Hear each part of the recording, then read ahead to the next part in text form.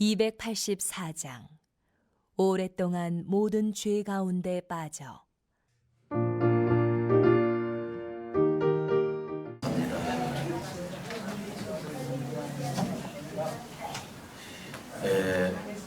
지난주까지는 우리가 요나서를 통해서 요나를 사랑하시는 하나님, 결정은 나와 있지는 않았지만은 어떤 삶 가운데서도 하나님은 버리지 않는다라는 것을 우리에게 큰 교훈으로 주셨습니다. 그렇다면 오늘 이제 죄의 문제를 지금 오늘 로마서에서 다루게 되는데, 많은 사람들은 이 죄 문제 때문에 굉장히 고민도 많이 하고 때로는 이 양심의 가책을 통해서 흔들리기도 하고 어려워하는 경우들이 많이 있습니다. 그래서 사도 바울은 하나님 앞에서 의로운 것이 하나도 없다. 다시 말씀드리면 모든 사람 중에서 의로운 자는 하나도 없다. 이렇게 사도 바울 선생님이 이야기를 하게 됩니다. 어떤 인생을 좀 비하시키려고 하는 것이 아니죠. 다시 말씀드리면 하나님을 떠나서는 죄의 문제를 해결할 수가 없다라는 것을 이야기하고 있습니다. 이유는 뭐냐? 이것 역시도 죄의 문제죠. 사도 바울은 로마서에서 이 죄 문제에 대해서 어떻게 밝히고 있냐면은 이렇게 밝히고 있습니다. 특정한 나라를 이야기를 하는데 유대인이나 헬라인이나 그러면서 죄 아래 다 있다 이렇게 얘기를 해요. 그러면 현재 우리가 사는 우리들은 죄 아래 없느냐? 그건 아니잖아요. 그러면 왜 사도 바울 선생님이 유대인이나 헬라인이나 모두가 죄 아래 있다 이렇게 얘기했을까요? 그 당시에 유대인이나 헬라인은 굉장히 큰 영향력을 가진 생명들이었죠. 그리고 그들을 통해서 많은 인생의 문화들이 발전되게 되었고, 결국은 그 영향을 받은 모든 세상의 사람들은 결국은 다 죄 아래 있다라는 것을 상징적으로 얘기하고 있는 거예요. 예를 들어서 유대인들은 그러면 어떤 그런 잘못된 문화를 이 세상에 주었는가? 그들은 두 가지가 있었는데, 하나는 선민사상이 있었어요. 우리 민족만 하나님이 사랑하신다는 선민사상이 있었고, 또 하나는 우리는 그분이 준 율법을 통해서 의로운 자가 될 수 있다, 이런 생각을 가졌던 것이죠. 그러니까 유대인들은 독특한 그런 율법주의로 살았지만은 결국 거기서 나온 것은 뭐냐면은 정죄의 의식을 갖게 됐다는 것이죠. 우리는 깨끗한데 너는 그렇지 않다는 것이죠. 나는 교회에 다니니까 깨끗하고 세상에 있는 사람은 정죄해도 된다라는 식으로. 어떻게 보면은 이 정죄의식이 유대인들을 통해서 더 많이 나타나게 됐죠. 예수님은 그래서 비판하지 말라. 왜 너의 들보는 보지 못하고 왜 다른 사람의 티만 보느냐. 그러면서 내가 가지고 있는 잘못된 단점이 더 크다라는 것을 인식시켜 주셨죠. 그 유대인들은 대부분 보면은 내가 율법을 지킨다고 생각을 했어요. 그래서 거기서 정죄의식을 갖다 보니까 이들이 이방인들에게 주는 역할이나 그런 효과가 오늘날까지도 그렇게 가고 있다고 볼 수가 있겠습니다. 그러니 결국은 이것은 죄 아래에 있는 사람들이 하는 행동이죠. 또 헬라인들은 어떻습니까? 이 헬라인들은 여러분 역사 공부를 하신 분들은 많이 알겠지만은 민주주의의 기초가 된 나라 아닙니까? 헬라라는 나라가요. 그리스라는 나라. 그래서 이들은 어떤 상업이나 그리고 어떤 조직이나 그리고 도덕, 윤리 이런 것을 통해서 인간이 가지고 있는 최고의 선을 이루기 위해서는 도덕적인 인간, 윤리적인 인간, 그래서 그곳은 철학이 더 많이 발전이 됐죠. 그러다 보니까 이들이 생각하는 최고의 선은 뭐냐면은 사람이 깨끗해야 된다는 것이죠. 그러면은 그것을 점검할 수 있는 것, 증거할 수 있는 것은 뭐냐면 그 사람이 윤리적이고 도덕적이어야 된다는 것이죠. 오늘날 우리나라에도 굉장히 시끄러운 것이 윤리적이고 도덕적인 그 잣대를 뱉기 때문에 나라가 굉장히 시끄럽죠. 그만큼 모든 사람은 윤리와 도덕을 통해서 그 사람을 평가하고 판단하게 되는 것입니다. 그런데 이건 역시도 하나님 앞에 온전할 수가 없는 거예요. 윤리 도덕이 잘못됐다는 얘기가 아니라 이것이 최고의 선이라고 생각하는 인생이 어리석을 수도 있다는 것을 하나님 말씀하시고, 그래서 유대인이나 헬라인 모두가, 그리고 거기에 영향을 받은 모든 사람들은 다 죄 아래 있다라고 사도 바울이 먼저 전제 조건으로 이야기를 하고 있다는 사실인 것입니다. 사랑하는 성도 여러분, 오늘 우리는 이 영향력 속에서 사도 바울은 하나님을 떠나 있는 인생에 대해서 이야기를 합니다. 어떻게 이야기냐면 6가지가 없다라고 성경 오늘 이야기를 해요. 그것도 구약 성경을 인용을 해서 이야기를 합니다. 이건 뭐냐면은 지금 우리는 하나님 안에 있기 때문에 죄와 상관없이 의로운 길을 가고 있지만은, 그러나 하나님이 없는 자, 오늘 교동문에서도 보면은 예수님을 믿는 자와 믿지 않는 자의 차이가 뭐가 있죠? 믿는 자는 영생에 이르고 믿지 않는 자는 벌써 뭘 받았다고요? 심판을 받았다, 이렇게 이야기를 하고 있어요. 그렇다면은 구약을 인용해서 6가지가 없다고 이야기했는데, 그것이 오늘 본문에서 보면은 의로운 자가 없다, 또 하나도 의로운 자가 없다, 2번을 얘기를 합니다. 그리고 또 하나는 깨닫는 자도 없다, 또 하나님을 찾는 자도 없다, 선을 행하는 자도 없다, 더 나아가서 하나님의 선을 행하는 자도 없다. 이것이 뭐냐면은 인생이라는 거예요. 하나님이 없이 사는 인생에게는 이러한 요소들이 없는 것이 너무너무 많이 있다라고 사도 바울이 전제 조건으로 이야기를 하고 있습니다. 그러면서 뭐라고 얘기합니까? 우리에게는 목구멍이 있고 혀가 있고 입이 있고 발이 있는데, 이러한 모든 것들을 통해서 하나님의 의로움을 나타낸 것이 아니라 우리가 가지고 있는 행동과 행위와 이 모든 것들을 통해서 불의의 병기가 되었다는 것을 지적하고 있는 거예요. 하나님이 만들어주신 이 인생들이 죄가 들어온 뒤로부터는 내가 발을 쓰든 손을 쓰든 입을 쓰든 눈을 얻든 불의의 병기로 사용되고 있다는 것을 지적해주고 있다는 것이죠. 이 땅에서는 어찌 보면은 하나님이 없이는 의로운 길을 갈 수 있는 사람은 한 사람도 없다라고 사도 바울 선생님은 우리에게 말씀하고 있다는 것입니다.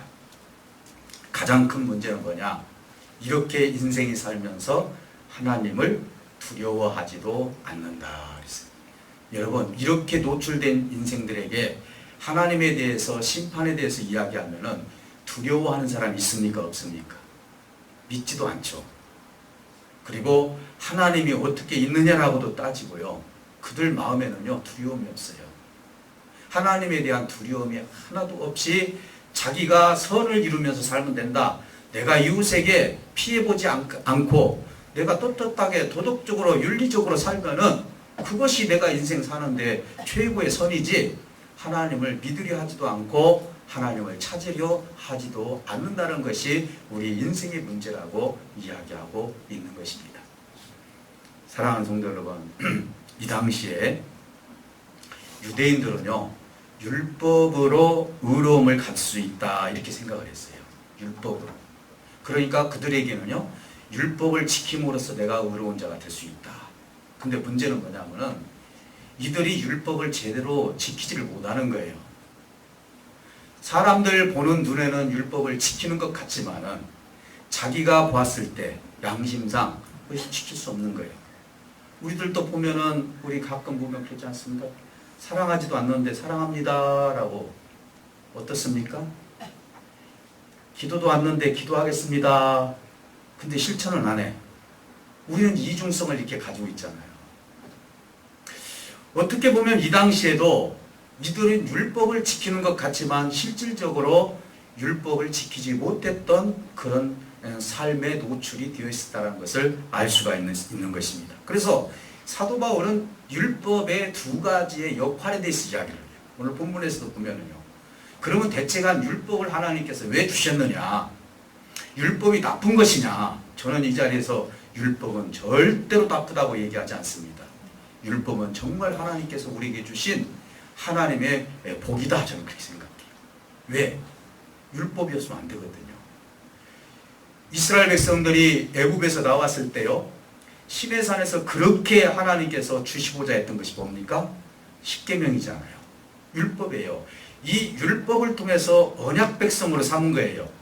너희들이 이 말씀을 지키고 이 법을 지킬 때 너희는 내 백성이 되고 나는 너희 하나님이 될 것이다 라고 말씀해 주셨던 거예요.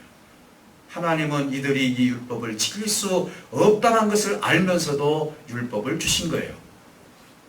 우리가 난폭 운전하는 사람들 보면은 법을, 교통법규를 지킬 수 없음에도 불구하고 교통법규를 만든 이유가 뭐죠?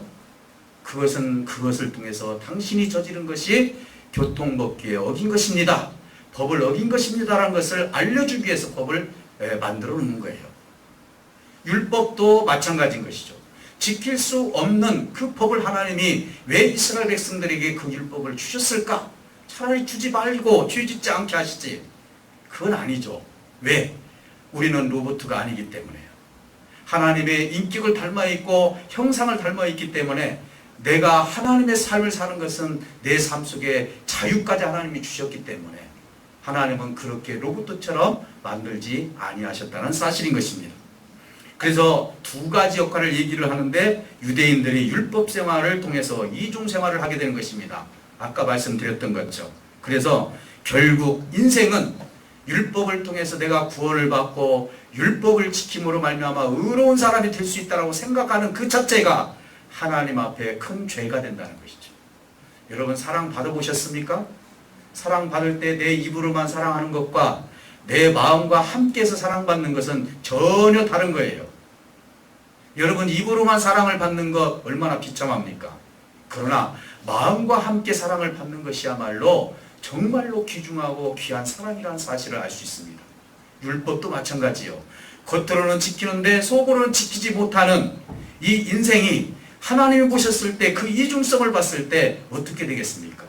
그래서 율법 안에서 모든 사람은 심판을 받을 수밖에 없다라고 하나님 말씀합니다. 그래서 이 율법은 무엇을 의미하는 것입니까? 인생 모두가 하나님 심판 아래 있다라는 것을 하나님이 말씀하고 있다라는 사실인 거예요. 저나 여러분이나 사실은 처음부터 율법 아래 있기 때문에 다시 말씀드리면 심판을 받을 수밖에 없는 우리는 그런 존재였다는 것을 율법을 통해서 이야기합니다. 왜 우리가 은혜가 크죠? 구원받은 은혜가 왜 큽니까? 그 이유는 정말로 내가 하나님 앞에 구제받을 수 없는 죄인이었고 정말 단점도 많이 있고 나 같은 사람을 하나님께서 구원해 주심으로 말미암아 은혜가 더 큰 거거든요. 이와 마찬가지로 하나님께서는 이 율법을 통하여서 인생은 절대로 구원받을 수도 없고 심판의 대상이라는 것을 이야기해 주시면서 우리가 구원을 받았을 때 그 기쁨은 더 클 수밖에 없다는 사실을 알 수가 있는 것입니다. 그러면서 하나님은 이렇게 말합니다. 로마서를 통해서 사도 바울이 이렇게 하죠. 율법을 행해서 내가 의로운 자가 됐다. 유대인들처럼. 그리고 나는 다른 사람에 비해서 그래도 적당히 하나님 앞에 정말 좀 선한 일도 많이 했고 뭐 이렇게 저렇게 해서 나는 다른 사람에 비해서 정말 하나님 앞에 인정받을 만하다. 예를 들어서 그렇게 생각한다 할지라도 하나님은 이렇게 말씀합니다. 하나님 앞에서 할 말이 없는 인생이니 입을 닥치라고 얘기합니다. 오늘 본문에 나와 있어요. 우리가 하나님 앞에 작은 죄가 어디 있고 큰 죄가 어디 있습니까? 어떤 사람들은 이렇게 이야기를 합니다. 나는 교회 생활을 많이 했고 신앙생활을 많이 했기 때문에 하나님 앞에 세운 공로가 많이 있다 하면서 그 모든 죄들을 자꾸 덮으려고 합니다. 그래 그것을 갖다 죄와 바꾸려고 해요. 어떻게 하나님 앞에 적당한 것이 있습니까? 하나님 앞에 우리는 다 진노의 대상인 것입니다. 원래 저도 마찬가지고 여러분들도 마찬가지 것입니다. 죄를 작게 졌던 크게 졌던 사실은 모두가 다 진노의 대상이고 심판의 대상이라는 것을 무엇을 통해서 이야기하고 있습니까? 율법을 통해서 우리의 단점이 무엇인지를 말씀하고 있다는 사실인 것입니다.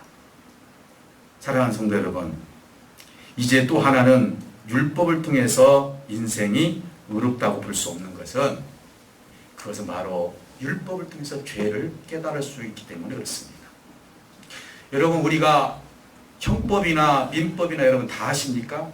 내가 사업을 하고 무슨 생활을 하다 보면은 이것이 다 죄인 줄 몰랐다고 모를 수 있잖아요.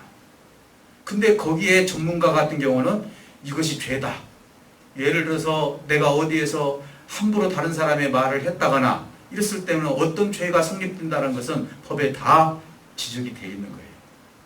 그렇기 때문에 이 율법은 무엇을 얘기하냐면 당신이 지금 지은 죄가 율법에 비춰봤을 때 이것이 무슨 죄라는 것을 우리에게 말씀하고 있다는 것이죠. 가르쳐주고 있다는 것이죠. 그래서 그것을 통해서 내가 거울로 볼 수 있는 거예요. 아, 율법에서는 이게 죄구나. 우리 예수님은 말씀하지 않습니까?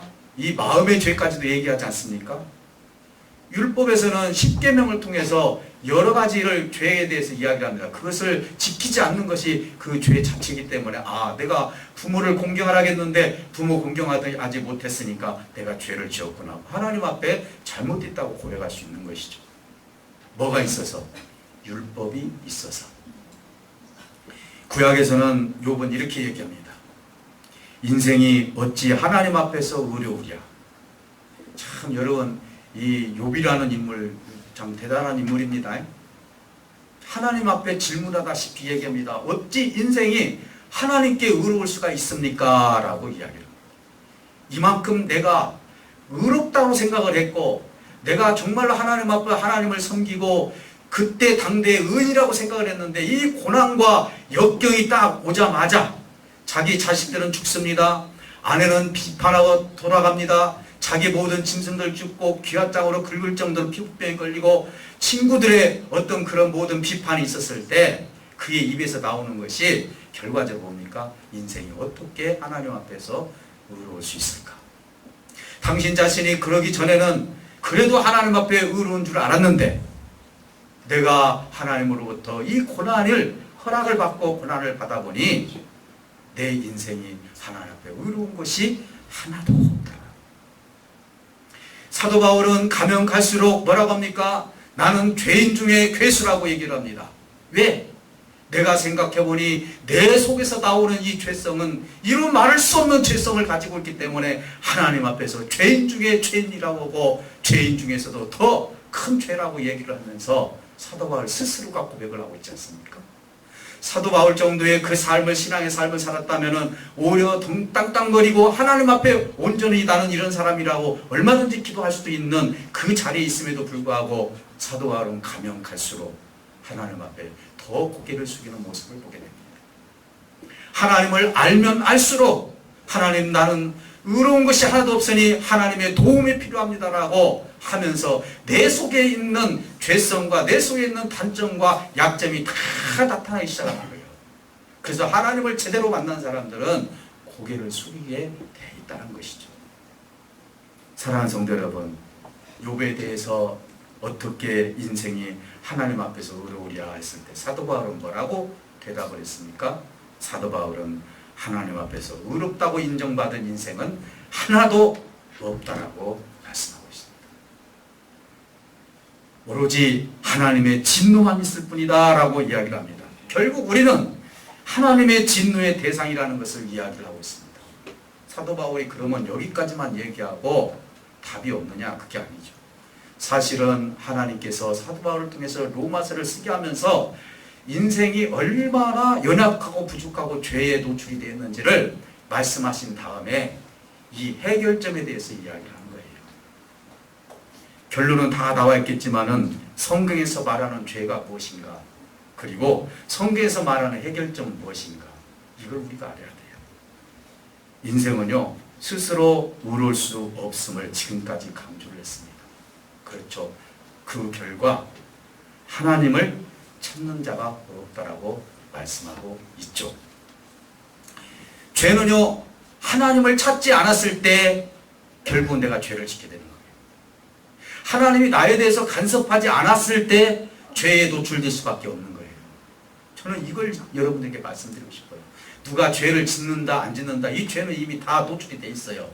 그런데 문제는 뭐냐, 내가 하나님을 찾을 때, 찾고 찾을 때 나는 이 죄에 노출이 되지 아니하고 하나님께서 말씀하시는 의로운 길로 갈 수 있다는 것이죠. 그렇기 때문에 하나님을 믿지 않는 것이 예수님을 믿지 않는 것이 벌써 심판에 이르렀다고 요한복음에서는 말씀하고 있는 것입니다. 여러분, 여러분들이 일주일만 하나님을 잊어버리고 아무리 신앙이 좋은 사람이라 할지라도 일주일간 하나님을 잊어버리고 세상에 다 노출된다면요, 죄를 안 지을 사람이 한 사람도 없다는 것입니다.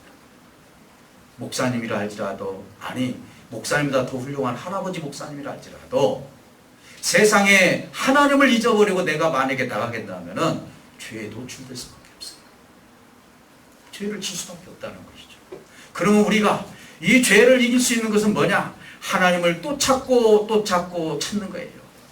하나님을 찾으면 찾을수록 하나님 앞에 내 삶이 더 거룩해지고 내 모든 삶을 통해서 장성한 분량까지 믿음이 자라서 이 죄를 이길 수 있는 힘을 하나님이 주신다는 것이죠.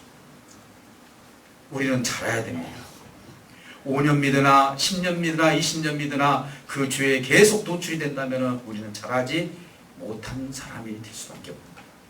사랑하는 성도 여러분, 죄에 노출되어서 죄에 빠지기까지 하고 나중에는 하나님을 부인하기까지 합니다. 그렇게 신앙이 좋았던 집사님이 교회를 나갔는데 3년, 5년 되니까 세상 사람과 똑같이 되는 결과를 봤어요.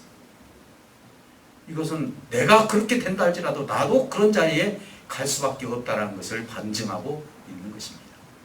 아무리 신앙이 좋다 할지라도 하나님을 찾지 않으면, 하나님을 진심으로 찾지 않으면 우리는 죄에서 자유를 누릴 수가 없다는 것을 명심하시길 주님의 축복합니다. 사랑하는 성도 여러분, 결국 죄의 문제는 하나님께서 해결해 주셔야 돼요. 내가 노력한다고요? 내가 산속에 들어가서요? 금식한다고요? 그래요. 금식하면은요, 며칠은 내가 죄 안 짓고 살아요. 그러나 음식만 조금 들어가 보세요. 경험하셨죠? 금방 죄져요. 먹을 것이 들어가면 죄 짓는다는 거예요. 사랑하는 성도 여러분, 이 죄 문제는 하나님께서 해결해 주셔야 돼요. 그것은 바로 우리 스스로 할 수 없음을 사도 바울 선생님은 우리에게 이야기합니다. 사도 바울 스스로도 당신 자신이 내 죄의 문제는 해결할 수 없다는 것을 말씀하고 있는 거예요. 그렇다면 무엇을 통해서 우리가 죄의 문제를 해결할 수 있느냐? 그것은 이미 답이 나왔지만 우리를 위해서 죄에서 심판을 받으신, 어떻게 보면 저주를 받으신, 율법 아래서 저주를 받으신 예수님을 통해서만이 죄의 문제를 해결할 수 있음을 성경은 말씀하고 있다는 것입니다. 사랑하는 성도 여러분, 예수님을 믿지 않는 것이 얼마나 불행한지 몰라요. 근데 우리가 예수님을 믿었기 때문에 예수님의 도움, 하나님의 도움, 성령님의 도움으로 죄에서 노출되지 않고 살아갑니다. 아니, 오늘 예배를 끝나고 여러분들 또 죄에 노출되고 죄를 질 수밖에 없는 것이 저와 여러분들입니다. 그렇다고 하나님께서 한 가지 죄 짓고 나갔다고 나와서 죄 짓다 해서 그때그때 심판하시는 하나님입니까? 아니죠. 내 자식이 잘못됐다 해서 그때그때 매를 때리는 부모님입니까? 아니죠. 이 자식이 잘 되기를 원하는 것이 부모의 마음이듯이 우리 하나님도 죄에 노출되었을 때 오히려 하나님을 기억하라고 성령을 통해서 우리를 두드려 주시는 거예요. 그래서 어떻게 어떤 신이 인생을 위해서 근심하는 신이 어디 있습니까? 우리 하나님만이 인생을 위해서 근심하지 않습니까? 성령이 내 속에서 빌바를 알지 못하는 인생을 통해서 근심하고 계신다라고 할 정도라면은 우리 하나님은 우리 인생의 구원에 얼마나 큰 기대를 가지고 있는지를 알 수 있겠지 않습니까? 그 위대하신 하나님, 그 사랑이 많으신 하나님, 당신 자신이 이 땅에 오셔서 십자가에서 죽기까지 우리의 죄를 감당하기 위해서 오신 우리 하나님, 그 하나님을 내가 신하고 그분을 내가 신봉하고 주님을 끝까지 따르고 주님의 이름을 부르는 것이 얼마나 인생에 있어서 행복한 인생인지 모르겠습니다. 오늘 저는 여러분들 율법의 얽매여서 사는 것보다도 내가 이것을 지켰다 안 지켰다, 이 모든 것을 지키고 안 지키고를 사는 것보다도 지키면 좀 어떻고 안 지키면 어떻습니까? 이미 우리는 그런 실수를 계속 하는데요. 그게 아니라 내가 하나님의 거룩한 십자가에 그 안에 내가 얽매여 있느냐, 거룩함에 그 얽매여 있느냐, 아니면 자꾸 나는 세상을 향해서 내가 나가면서 때로는 그 율법 때문에 내가 괴로움을 주고 그것 때문에 또 혹시라도 내가 교회에 나가야 되는데 하면서 양심의 가책을 느끼고 이렇게 사는 것보다도 하나님의 참된 자유 속에서 하나님이 나에게 주신 그 은혜의 말씀 속에서 내가 오히려 죄인입니다 라고 하면서 하나님의 도움을 요구하는 것이 우리가 살아가는 지혜이고, 이것을 통해서 우리가 더 성숙해지고 장성한 분량에까지 자랄 수 있는 삶이 된다는 사실을 믿으시기를 주님을 축복합니다. 그래서 교회에서는 선과 악을 구별해 주면 안 돼요. 교회에서는 당신 이거 잘했고 저거 못했어 이거 구별하면 안 돼요. 그렇죠? 우리 교우들은 그렇게 하지 않더라고요. 다 이해해주고 저 사람이 언젠가는 하나님의 풍성한 자리로 돌아올 것이다. 저 사람이 언젠가는 회복이 될 것이다. 저 사람이 생각하는 것이 언젠가는 새로워질 것이다. 저 사람이 언젠가는 하나님 앞에 기쁨으로 사도 바울처럼 하나님의 봉사하고 헌신할 사람이다. 우리가 10년을 바라보고 20년을 바라본다면 우리는 절대로 정죄할 수 없다는 사실을 알 수가 있는 것입니다. 오로지 내 자신이 하나님 앞에 내 삶을 드리고 하나님 앞에 모든 것을 내가 구하면서 나는 연약합니다. 나는 부족합니다. 그러니 주님의 도움이 필요합니다 라고 하나님 앞에 무릎을 꿇고 기도할 때 하나님은 따뜻한 마음으로 여러분들을 안아주시고, 그래 내가 너의 마음을 안다 그러면서 그 죄의 문제는 이미 아들을 통해서 다 해결하지 않았느냐 하면서 용서의 길을 계속 하시면서 양털같이 힐 수 있도록 하나님은 우리를 계속 거룩하게 만들어 가시는 하나님을 믿으시기를 주님으로 축복합니다.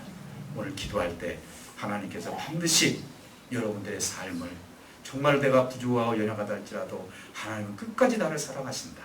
내가 무슨 죄를 고백한다 할지라도 하나님은 용서하신다는 마음을 가지고 오늘 함께 기도할 수 있는 시간 갖도록 하겠습니다. 다 같이 잠깐 기도하십니다.